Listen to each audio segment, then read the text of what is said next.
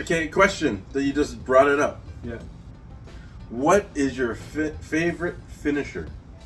Oh, like finishing move. I can only pick one? You can pick 3. Okay, my top 3? Yes, your top 3. Oh, this is a good one, man. This is a really good question. Yes, it is. The top 3 finishers of a thing. One, I'm going to say them in no particular order at the moment. Okay. But one of them has to be Shawn Michaels with the Sweet Chin music. This guy like originated the Sweet Chin music, and like 'cause everybody uses that kick now, like they call it the super kick or whatever now. But Sweet Chin music was his finisher, and just how he would just like remember I just kick Stan. Remember he just go around kicking people. That is the best skit, like, yeah. Yeah, the best skit that I ever saw. The best. We're not controversial enough. What? We invented controversy. Yeah, you know. And he's like, remember, I put Bret Hart in the sharpshooter, you know? Remember the whole thing with that? Yes. And he's like, and you married, what's her name? You know, like, yeah. And then he just turns around and he's like, not controversial. And he's like, look, what's your name? And the guy goes, Stan.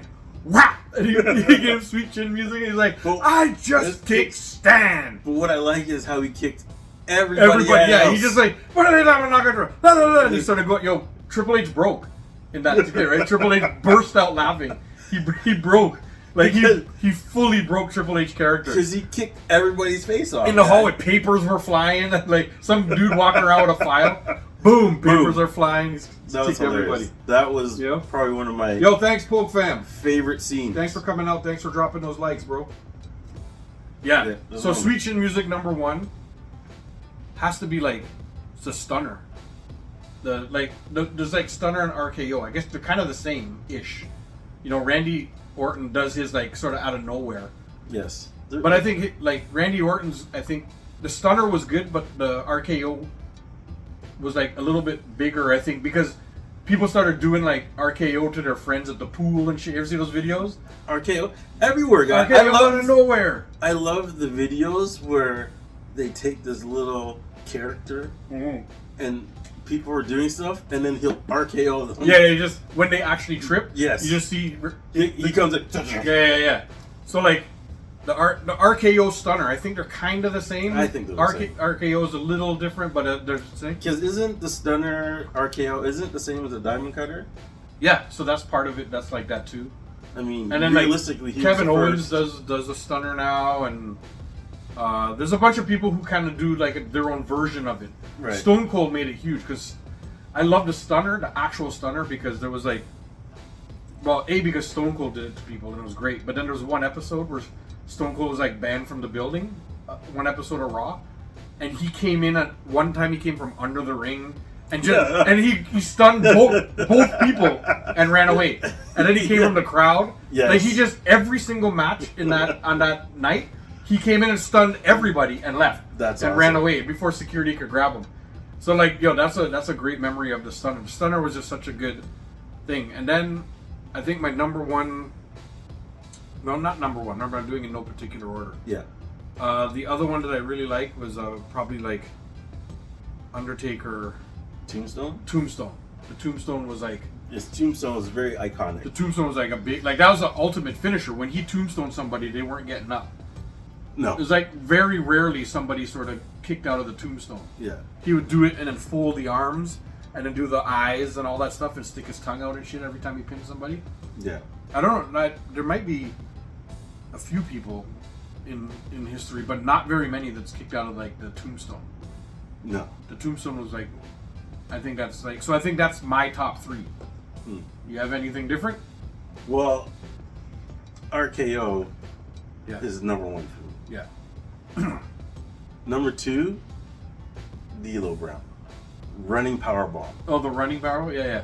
And the D'Lo. I love the setup because he's like, he grabs you and he runs, boom! That's power bomb is a really good finisher. That's my favorite one. The power and bomb. A lot of people have done power bombs, but it's got to be the running power bomb. His running one, yeah. Where he takes you, he walks around with your ring, and he does his, and then he goes, boom! Damn, yeah.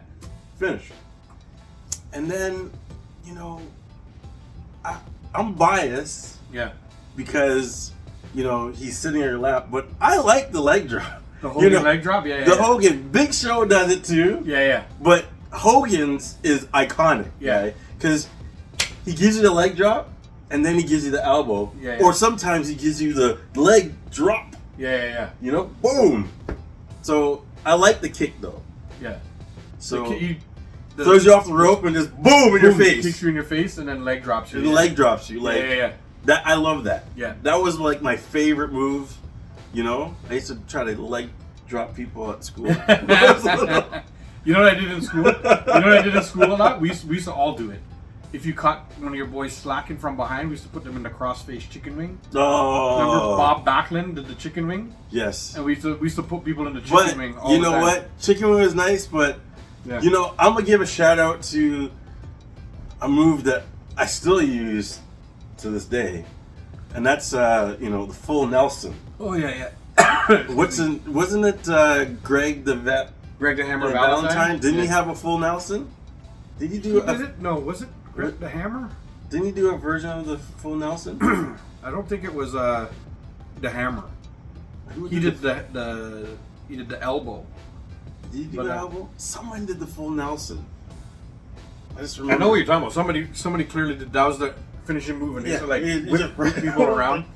There was one guy whose full Nelson was like unbreakable. Like nobody could break his full Nelson. But who was it? They used to put it on, and he used to like brag because nobody could break the full Nelson. But then one day, I don't know, I can't remember, some strong dude came in and just like grabbed his arms and pulled it, and he's like broke his full Nelson. I can't. I can't remember. What did Jake the Snake? What was Jake the Snake's finishing move? It wasn't a full Nelson. Maybe it was some kind of sleeper. I he would do like a sleeper, and then while you're sleeping on the thing, he put the snake on you. Yes. And then people woke up with a snake on them. I think it was kind of like a full Nelson, but not an actual full. Yeah, his wasn't. I don't think Jake the Snake did the full Nelson. He kind of did like a choke out move, right? Yeah. I can't think of who did it, but full Nelson. Full Nelson's because you do it to your kid all the time. I knew he was gonna say that because you know when they're bright and they they come. I was like, yeah, come here. But I have to give an honorable mention to the rock bottom. I just like how he takes you and puts your arm around your shoulder and boom. Yeah, hit you with the rock bottom. The rock bottom was. And then it's people's elbow. Yeah. I like that one too. I can't. That's pretty good. The rock bottom doesn't make my top. Like, it wouldn't be the honorable mention. The only other honorable mention one I would do is like the sharpshooter. Woo! Yes. Like Bret Hart's sharpshooter. Yes. Yo, that one was wicked because when he used to do that and lean back on people, they looked like they were bending in half, bro. It was like the sharpshooter. Oh no! Okay, now I remember. Greg the Hammer did the figure 4 leg lock. Yeah, Greg the Hammer figure 4. That's it. Yeah. Yes. Yeah. And then the sharpshooter. Okay. Who did the full Nelson? I don't know, but I like. It was somebody strong that I like the full Nelson. Used to pride themselves on nobody being able to break out. Yes, I like the full Nelson. Yeah, but the sharpshooter is my honorable mention. That's the one. Yes, that's a good one. But you know what? I also like top rope stuff. So like Jimmy Superfly Snuka or Tito Santana coming off the top. Yeah, the big splash. The big splash. Yo, what's his name? Superfly has to be one of the all-time best splashes off the top. And then Macho Man, he was the elbow off the top rope. Yes. Right? Macho Man was always the elbow. Ooh, yeah. Do this up there, and then fucking elbow you. Yes. That's a good one. That Macho Actually, Man. You know what other move? It's not a finisher, but you know what I liked? Undertaker walking on the ropes. Oh, I like that one. That's awesome. Holds you. It's like, yo, move to the side of the ring, pussy. Yeah, and walk to the middle of the rope. And he's like, yo, hold me up. Yeah. And then drop an elbow on you guys. Jump off and hit you with the big old forearm elbow. Like, yeah, that was a wicked move too. Undertaker was such a great character. You know that I'm watching wrestling more now. Yeah, I didn't realize how much of a big role Undertaker played in wrestling. Period. Yeah, and in the backstage too. Because he was like a huge leader back there. No, because you had, I would say, the focal people like Hogan, Stone Cold, The Rock, John Cena. All of them, yeah. They were like the people who would grab your attention. Yeah. But the Undertaker was that guy who was like, the locker room guy. He was just that guy, and all of his matches were awesome. Yeah. You know what I mean? I didn't realize how much I liked him until I started watching him. I'm like, I really like the Undertaker. I love all those old school casket matches. Oh man, that shit. I love when he there's stuff where he just breaks through the bottom of the ring and he's there, or maybe he doesn't do that. Maybe the lights just go off, and then they come back on and he's standing in the middle of the ring. I just watched a match with him, the Buried Alive. Oh yeah, and he got buried alive, and then all of a sudden it's like, boom, his hand just comes out. Yeah. Yo, that's so dope. That was some good stuff. Yeah, Undertaker is one of the all-time greats. Oh yeah. And you know what it was? He commanded respect too. It was like he was like this voice back there that would stop arguments and stuff. If he came in and said, "No, come on, stop it. This is how it's gonna be," everybody just maybe not every single person, but majority people respected what he had to say. Yeah. And knew that he was the big leader back there. I love Undertaker. No, it was good. I love his story. Yeah. Because you know that he hurt himself and retired, and then all of a sudden they came with this new technology, and it's like, yo, you can wrestle again.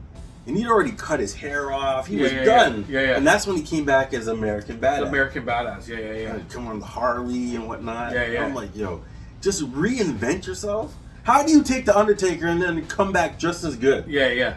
And then he morphed again into a little bit of the Undertaker-y stuff towards the end too. Yeah. Oh. He morphed himself probably 3 times, and was able to pull off all of them. And he had great storylines. I love the storyline with the 2 Undertakers. Yeah. I was just watching the other day, which it was Kane. Yeah. But you couldn't tell, guy. I'm like, yo, they were Kane, both very similar size. Yeah, I'm like, Kane could pass for Undertaker. Yeah. He did all the movements the same too, flicking the hair and doing all that stuff. Oh yeah, it was really good. And then I watched this stories. It's called something about untold stories, and they did a whole show on wrestlers who have masks. Yeah. That there was a flaw and it came off in the middle of the match. Oh yeah. And there was a bunch of people that happened to. Kane was one of them. Yeah. When he was the Undertaker. I think when he was Undertaker. No, when he was Kane. Yeah. Someone took his mask off. They weren't supposed to take it off. Yeah. But it just came right off. Yeah. And then he rushed to put it back on. But yeah. Who was another one? Rey Mysterio? Rey Mysterio was another one. Did his mask come off? Yes. By accident? By accident. It wasn't supposed to come off and it came off. Yeah. In one of the matches, guy. Yeah. I just think it's kind of cool when these guys tell you the story and you're like, yo. That's what my daughter now listens to a ton of podcasts. And so all the podcasts do is talk about behind the scenes stuff. Oh yeah, I love it. So she's learning, she loves wrestling, sits and watches it all. Yeah. But then also listens to all the behind the scenes stuff. That's so awesome. Gets an idea of how matches are made and knowing that they're scripted and this and that, and knowing how sometimes they have to change midway through or something. Remember that match? There was a match where I think it was Stone Cold. And he got hurt. Yeah. And he was supposed to win the match. Yeah. I don't know who it was against now, but all I remember was he was like, "I'm hurt." Yeah. So they have this. They have a backup plan. No. They have a thing where they'll say something, and the other wrestler knows, "Yo, he's hurt. We got to stop the match." Yeah. So I think he pulled his shoulder or something, or maybe it was his knee or something. No, the big one where he did it, he crunched his spine, and he couldn't grab things. And when he stood up, he was because his body was So the wrestler had to do his move to himself. Yeah. And then threw Stone Cold on top of him. Yeah. And he counted them out. Yeah. I saw that was the big one where he hurt his neck. Yeah. Now I remember. Yeah. It was my neck hurts just thinking about it. It was like a tombstone or something. It was a pile driver. A pile driver that went wrong. Yeah. Right. And crunched his neck, and then his body was flopping because he couldn't. His arms were all numb. He couldn't feel them. Yeah. And so he couldn't stand. And the wrestler had to grab him and pretend like Stone Cold stunned him. Yeah. And then like fling Stone Cold's arm over him. Fling his arm and pinned him. Yeah. I remember that. And there was I was just watching wrestling 2 weeks ago or last week. Seth Rollins jumped off the rope and did a backflip and landed and popped his knee. Not like grossly popped his knee or anything like that. Just something happened. And he couldn't walk. And he couldn't wrestle. And he was fighting LA Knight.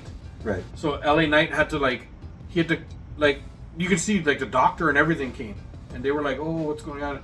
You know, they did, and you see the ref going and talking to LA Knight and whatever.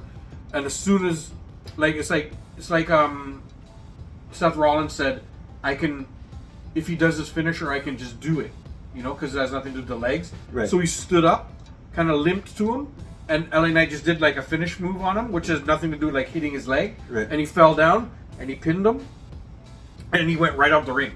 He didn't even like on the ropes and do all that stuff, and right. He just went out the ring, so the camera is now following him in the aisle, and he's like doing his stuff.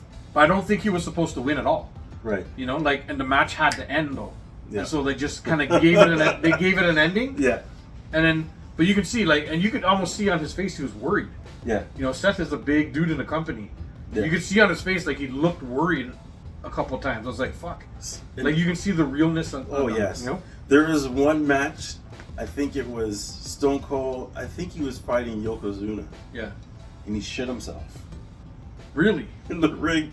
So he's like, he goes to Yoko, yo, let's wrap this up. Yeah. Because they're constantly talking. You see them all the time. They grab a guy to lift them up, and you see them, blah, blah, blah, blah, blah. They have like quick codes and stuff that they can say. Yeah. You know? And then they know what sequence is coming next. Yeah. You know what I mean? And they tell them, and then they pick them up, and they're saying it as they're lifting them. That's why a lot of wrestlers with long hair, they like to have long hair, because when they put their head down, nobody can see their mouth moving, and they're lifting some guy, and they're saying something though. Yeah. You know? It's cool. Like, and now that she watches so much of the stuff, I listen to all too. Oh yeah, same here, guy. And it's really cool, man. It's good to see both sides of it all, right? I've been watching so many matches that I'm like, yo, I missed this match. Yeah. Like great, like Batista fighting all kind of people. Like Batista, I didn't realize how big he was when he was wrestling. Like, you know what I mean? And then you see all these wrestlers fighting. There was one where Edge, he came back for a Royal Rumble. Locked in. He had been out of wrestling for like 10 years. He had injured himself. Yeah. And then came back, and this guy cleared the ring in the Rumble. Yeah, and you can see it. He's like, yeah, I'm back. Yeah. And you can see like the joy that he can wrestle again, right? Yeah. It's just like, yo, now you get to see this behind the scenes. I love seeing it because we were never privy to a whole bunch of that stuff. It was just the show, like Monday Night Raw, and that's it. Yeah. There was no podcast, no this, no that, no all that other stuff, right? Like.